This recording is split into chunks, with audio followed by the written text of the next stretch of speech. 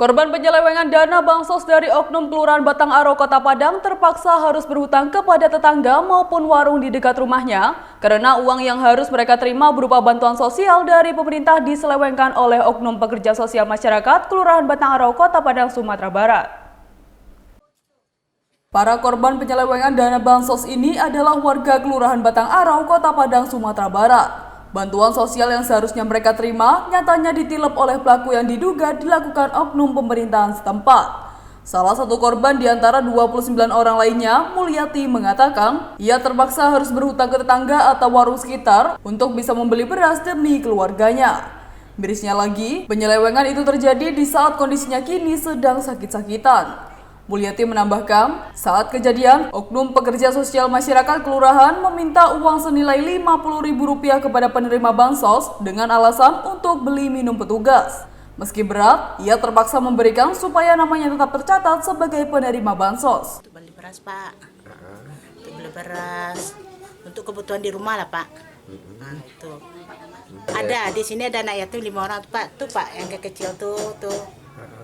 Nah, ya mau kalinya gimana lagi, Pak? Ya ada apa adanya, Pak. Ada ngutang, Pak. Kalau enggak ada tuh harus ngutang, nak, Pak. Nah, yang penting anak makan. Habis Pak, dia minta datang ke sini kan, Pak. Habis sudah uang diterima uang tuh. Siap tuh dia minta kasih orang-orang pos belanja. Istilah untuk beli airnya katanya, Pak. 50.000 2 kali. Terkait masalah itu, Suharizal, praktisi hukum yang juga dosen Universitas Eka Sakti, meminta supaya kejaksaan yang saat ini telah menerima laporan dari korban menyelidiki kasus tersebut mulai dari hulu hingga hilir. Ia menduga pelaku tak sendiri dalam melakukan aksinya.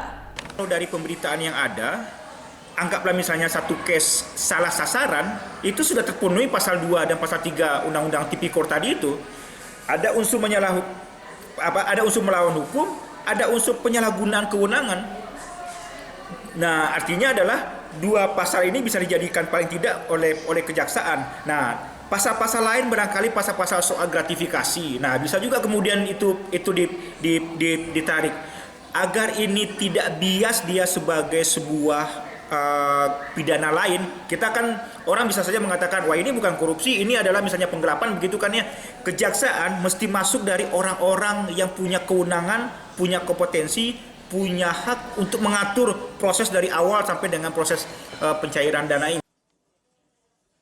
Sementara itu, Medrova, praktisi hukum Dr. Ilmu Hukum, mengatakan pelaku penggelapan dana bansos atau yang memanipulasi data masyarakat bisa dijerat dengan pasal 2 ayat 1 dan pasal 3 Undang-Undang Nomor 31 Tahun 1999 sebagaimana telah diubah dengan Undang-Undang Nomor 20 Tahun 2001 dengan pemberantasan tindak pidana korupsi dengan ancaman hukuman maksimal 20 tahun penjara.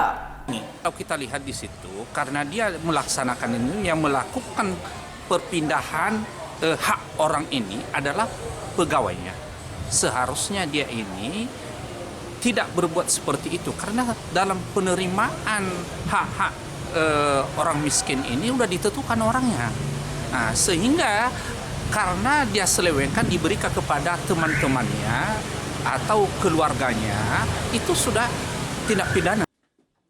Sebelumnya, puluhan warga Batang Aro dihebohkan dengan adanya kasus penyelewengan dana bansos oleh pekerja sosial masyarakat di Kelurahan Batang Aro. Mereka pun beramai-ramai mendatangi kantor kelurahan melakukan klarifikasi untuk mengecek data mereka masing-masing. Hasilnya, sebanyak 20 warga yang seharusnya menerima bansos dinyatakan uangnya telah diambil oleh orang lain di kantor pos Padang. Dari Padang, Sumatera Barat, Ara Wirka Dewi, National TV melaporkan.